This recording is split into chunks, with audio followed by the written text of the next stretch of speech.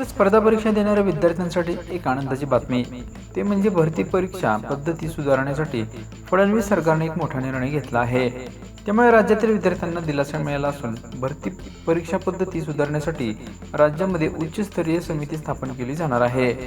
महसूल स्तरावर विद्यार्थी संवाद होणार असून फडणवीस सरकार पेपर फूट तसेच परीक्षा गैरप्रकारासंदर्भात केंद्राचा कायदा राज्यात लागू करणार आहेत.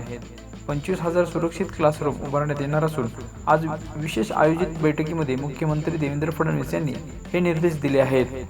महाराष्ट्रात विविध सेवा भरतीसाठी होणाऱ्या परीक्षा पद्धतीत सर्वसमावेशक आणि अधिक सुरक्षितता आणि सर्वसंमतीने सुधारण्यासाठी एक उच्चस्तरीय समिती गठीत करण्याचा निर्णय मुख्यमंत्री देवेंद्र फडणवीस यांनी आज घेतला आहे. या समितीने राज्यात प्रत्येक विभागात जाऊन विद्यार्थ्यांशी संवाद साधत सर्व कष सुधारण्याबाबत अहवाल सादर करण्याचं देखील सांगितलं आहे.